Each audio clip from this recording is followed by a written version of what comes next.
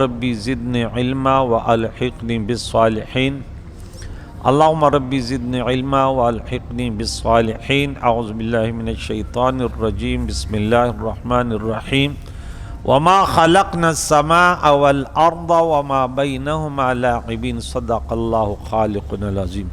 کل جو ہمارا درس ہم نے سنا اس میں یہ تھا کہ اللہ کریم فرماتا کہ اور کتنی ہی بستیاں ہم نے تباہ کر دی جو ظلم کرنے والی تھی، اور یعنی بستیاں ظلم یعنی بستی والے، اس میں مضاف جو ہے نا محذوف ہے۔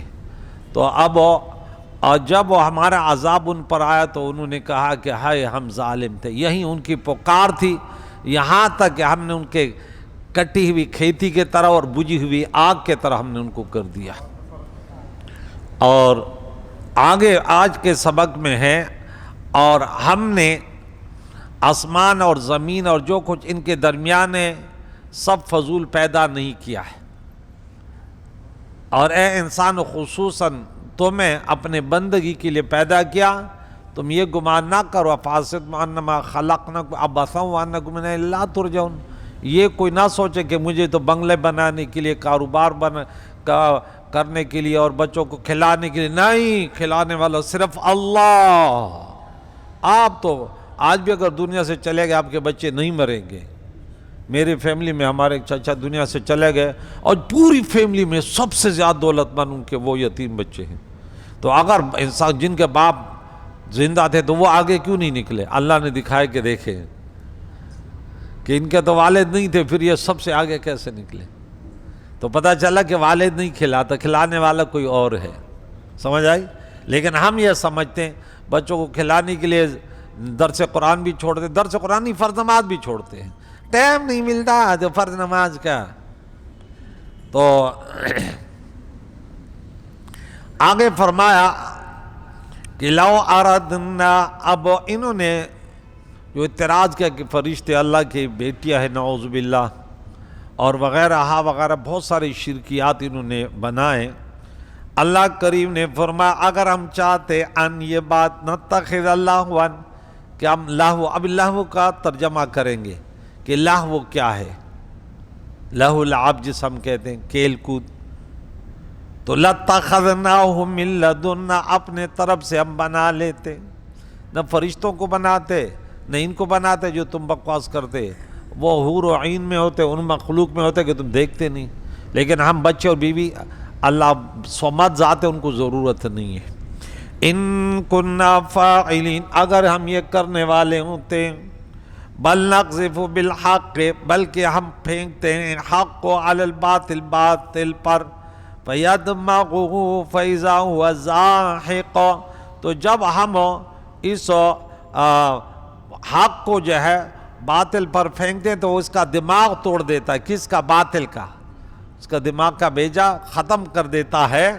تو اللہ کریم فرماتا ہے فَإِذَا هُوَ زَاحِقٌ، تو وہ جب ہی وہ مٹ کر رہ جاتا ہے، وَلَكُمُ الْوَيْلُ مِمَّا تَصِفُونَ، اور تمہاری خرابی ہے، تمہاری ہلاکت ہے ان باتوں سے جو تم بکواس خرافات کرتے ہو۔ یعنی اگر ہم آسمان و زمین اور ان کے درمیان موجود اشیاء کو کسی حکمت کے بغیر بے مقصد بنا کر کسی ایسی چیز کو اختیار کرنا چاہتے جس سے کھیلا جائے، تو ہم ان کی بجائے اپنے پاس سے ہی کسی چیز کو اختیار کر لیتے جو تم کہتے ان کی ضرورت ہی نہ پڑتی۔ لیکن یہ الوہیت کی شان اور حکمت کے منافی ہونے کی وجہ سے ہمارے حق میں محال ہے، لہذا ہمارا کھیل کے لیے کسی چیز کو اختیار کرنا قطعی طور پر ناممکن ہے۔ مشرکوں کا رد۔ آگے مزید مفسرین کے نزدیک اس آیت میں کھیل سے مراد کیا ہے؟ لاہون، بیوی، ایک نے کہا بیوی اور بیٹا، انہوں نے بولا نعوذ باللہ کہ مریم کے بارے میں غلط نسبت کی، عیسیٰ علیہ السلام کے بارے میں، اور یہ آیت ان عیسائیوں کے رد میں ہے جو حضرت مریم رضی اللہ تعالیٰ کو نعوذ باللہ معاذ اللہ تعالیٰ کے بیوی اور حضرت عیسیٰ علیہ السلام کو اللہ تعالیٰ کا بیٹا کہتے ہیں۔ چنانچہ اس قول کے مطابق آیت کا خلاصہ یہ کہ اگر اللہ تعالیٰ بیوی اور بیٹا اختیار کرنا چاہتا تو انسانوں میں سے نہ کرتا، بلکہ اپنے پاس موجود حور عین اور فرشتوں میں سے کسی کو بیوی اور بیٹا بنا لیتا۔ یوں ہی حضرت عیسیٰ علیہ السلام حضرت مریم رضی اللہ تعالیٰ عنہ کی طرح انہیں لوگوں کے پاس نہ رکھتا بلکہ اپنے پاس رکھتا، کیونکہ بیوی اور بیٹے اپنے پاس رکھتے ہیں، لیکن چونکہ اللہ تعالیٰ بیوی اولاد سے پاک ہے، نہ اس کی شان کے لائق ہے اور نہ اس کے حق میں کس طرح ممکن ہے، اس لیے اللہ تعالیٰ ایسا کرتا ہی نہیں ہے۔ تو یہ ان لوگوں کے خرافات اور شرکیات ہے۔ بل نقذف بالحق علی الباطل، بلکہ حق کو باطل پر پھینکتے ہیں۔ یعنی ہماری شان یہ نہیں کہ ہم کھیل کے لیے کوئی چیز اختیار کریں، بلکہ ہماری شان تو یہ ہے کہ ہم حق کو باطل پر غالب کرتے ہیں تو وہ باطل کو پورا مٹا دیتا ہے، اور اسی وقت باطل مکمل طور پر ختم ہو کر رہ جاتا ہے۔ اور ایک کافرو، تمہارے لیے ان باتوں کی وجہ سے بربادی ہے جو تم اللہ تعالیٰ کی شان میں کرتے ہو اور اس کے لیے بیوی اور بچہ ٹھہراتے ہو۔ فَلَا وَلَا صَاحِبَ لَهُ وَلَا وَلَدَ لَهُ وَلَهُ، اور اس کے اللہ کے ملک میں ہے، مَنْ فِي السَّمَاوَاتِ وَالْأَرْضِ، بیوی بچہ ملک نہیں ہوتے، اور یہ سب کچھ زمین و آسمانوں میں سب اللہ کے ملک میں ہے۔ وَمَنْ عِنْدَهُ، اور جو ان کے پاس ہے فرشتے، لا يستكبرون عن عبادتی ولا يستحسرون، نہ وہ اللہ کے بندگی سے تکبر کرتے ہیں فرشتے ہیں، اور نہ وہ تھکتے ہیں اللہ کی بندگی میں۔ اس پر تھوڑا سی تشریح۔ ارشاد فرمایا کہ آسمان و زمین کی تمام مخلوق اللہ کا ملک ہے، اللہ تعالیٰ ہے، اور سب اس کہ اللہ کریم مالک ہے اور یہ سب ان کی ملک ہے، تو کوئی اس کی اولاد کیسے ہو سکتا ہے؟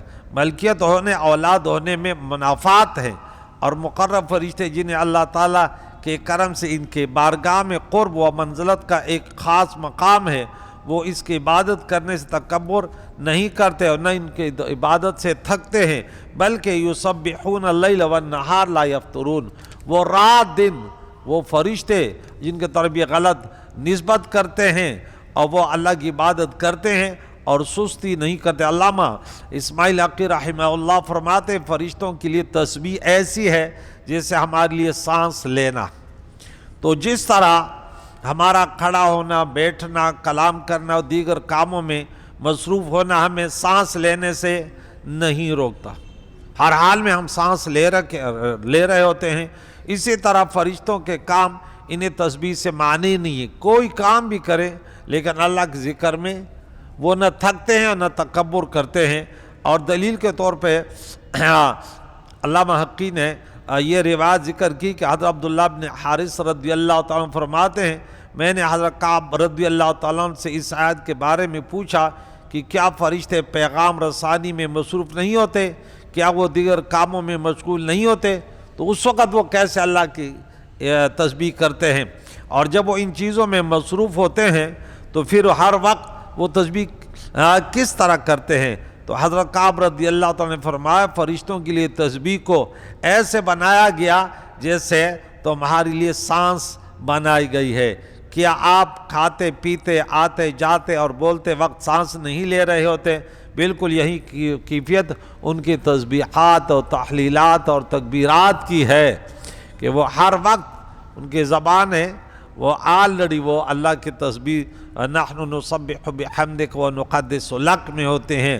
علامہ احمد صاوی رحمہ اللہ اس آیت کے تحت فرماتے ہیں فرشتوں کے بارے میں یہ خبر دینے سے مقصود مسلمانوں کو اللہ تعالیٰ کی اطاعت و عبادت کرنے پر ابھارنا اور کافروں کو اللہ تعالیٰ کی اطاعت و عبادت ترک کرنے پر شرم دلانا، کیونکہ عبادت اور تسبیح کرنا قرب اور شرف رکھنے والے لوگوں کا وصف ہے، ان کی صفت ہے، اور اس سے چھوڑ دینا اللہ تعالیٰ کی رحمت سے دور ہونے والے اور ذلیل لوگوں کا شیوا اور پہچان ہے۔ لہذا ہر مسلمان کو چاہیے کہ وہ اللہ تعالیٰ کی بارگاہ کے مقرب بندوں کے طریقے پر چلتے ہوئے اللہ تعالیٰ کی عبادت اور اس کی اطاعت کرنے میں مصروف رہے، اس سلسلے میں کسی طرح شرم و عار محسوس نہ کریں۔ یہ تھوڑی سی محنت ہے، میرا یہ بھائی بہت دور سے آتے ہیں اور 10 سال سے آ رہے ہیں، یہ بھائی یہ خطرناک دونوں روڈوں پار کر کے آتا ہے، لانگ کے پڑوس میں ہی تو ہیں لوگ، لیکن یہ دور دور والے میں آج جو ہمارے امین الحق بھائی نہیں ہے، امین الدین، وہ خدا کی بستی کا ہے، کتنا دور ہے، لیکن یہاں گاڑی سے اترتا ہے، پھر یہاں درد سن کے وہ کس قدر وہ محبت کرتا ہے. تو یہ اللہ تعالیٰ جس نے کوشش کی اللہ انہیں توفیق دیتے. یہ بیٹا میرا کلیفٹن میں جاتا کام کرنے, کتنا رات کو 10 بجے نکلتا ہے, لیکن کل آج میں نے کو کہا, بولا یوں, میں نے بولا بہانے نہیں کرو بھائی. پھر آخر میں بولا کہ وہ امی منع کرتی. میں نے بولا امی کی ایسی بات نہیں مانوں, دین سے منع کرتی ہے کہ مسجد میں نماز نہیں پڑھوں. حالانکہ کل میں نے یہ کہا نا کہ واقعی ایسے والدین ہیں, بیٹے نہیں جانا مسجد میں نہیں جا, ادھر رہے. ہاں, لیکن کام کے لیے, اسکول کے لیے یہ نہیں بولتے کہ اسکول نہیں جا, یونیورسٹی نہیں جا. یہ ان کو بات کرو جو بڑے بڑے ہیں. اب بھیا آپ نماز میں نہیں نظر آتے, کبھی درس میں نہیں بیٹھے, بس وہ کام پہ جاتے نا, پھر والدین منع کرتے کہ گھر میں پڑھ لیا کرے. یہ تو ویسے خیر ان کا بہانہ ہے, گھر میں بھی نہیں پڑھتے. ہاں, اور گھر میں نماز پڑھنا لا صلاۃ لجار المسجد الا فی المسجد, ضرورت کے وقت تو ہوتی ہے, لیکن ویسے عادت بنانا یہ چیزیں جو ہے نا, اس سے نمازیں نہیں ہوتی. آخری آیت پڑھ کے سنا دوں. کل پھر ایک بہت اچھی آیت آ رہی ہے, میں ہمیشہ پڑھتا رہتا ہوں کہ لا یسأل عما یفعل وهم یسألون, کہ وہ نہیں پوچھا جاتا جو وہ کرتا ہے, تم سے پوچھا جائے گا کہ انسان تو نے ایسے کیوں کیا, ایسے کیوں کیا. ام اتخذوا آلیۃ من الارض, کیا انہوں نے مشرکین نے زمین میں سے کچھ ایسے معبود بنا لیے, ہم ینشرون, کہ وہ کچھ پیدا کرتے ہیں. ہاں, کیا انہوں نے زمین میں سے کچھ ایسے معبود بنا لیے. اس آیت کا خلاصہ یہ ہے کہ کیا کافروں نے زمین کے جواہر اور معدنیات جیسے سونے, چاندی اور پتھر وغیرہ سے کچھ ایسے معبود بنا لیے ہیں جو مردوں کو زندہ کرنے کی قدرت رکھتے ہیں. ایسا تو نہیں ہے, اور نہ ہی یہ ہو سکتا ہے کہ جو خود بے جان ہو وہ کسی کو جان دے سکے, ایسے نہیں ہوتا. تو پھر ان چیزوں کو معبود ٹھہرانا اور الہ قرار دینا کتنا کھلا باطل ہے. معبود وہی ہے جو ہر شے پر قادر ہو اور جو زندگی موت دینے اور نفع نقصان پہنچانے پر ہی قادر نہ ہو, وہ کیسے خدا بن سکتے. یہ جن کو تم کہتے ہو, سورہ حج میں پڑھیں گے آگے, کہ مکھی بھی کوئی چیز چھین لینا تو وہ بھی نہیں چھین سکتی, کہ مکھی یہ تو مجھے پوجنے والے نے حلوہ میرے اوپر رکھا ہے. بت بنا کے اس کے اوپر رکھتے ہیں نا, کبھی بکرے ان کے سامنے ذبح کرتے, کبھی کیا کبھی کیا, بت خانوں پر آپ نے دیکھا ہندو لوگ ایسے کرتے ہیں بہت سارے. تو کل اس پر یہ آیت تھوڑی تفصیل میں, اگر اس زمین و آسمان میں بہت سارے خدا ہوتے ہیں تو یہ دونوں برباد ہو جاتے ہیں. ٹھیک ہے نا, اللہ کی ذات پاک ہے جو رب العرش العظیم, جو رب ہے عرش عظیم کا, اس سے جو یہ ان کے لیے بیان کرتے ہیں. کریم مولا سے دعا ہے ہمیں قرآن مجید فرقان حمید کے تعلیمات سے بہرہ مند فرمائے. 5 وقت کی نماز فرض عین ہے, اس کے لیے انتہائی جدوجہد, اور کبھی کبھار قرآن پاک سوشل میڈیا کے ذریعے اپنے مساجد میں آ کر ڈائریکٹ جا کے قرآن سننا, تو یہ سنت صحابہ کے حضور قرآن پڑھتے تھے, وہ سنتے تھے. سوشل میڈیا کے ذریعے یا وغیرہ اس میں وہ مزہ نہیں آتا جو ڈائریکٹ جا کے سننے میں آتا ہے. ٹھیک ہے, اس میں زیادہ محنت ہوتی ہے.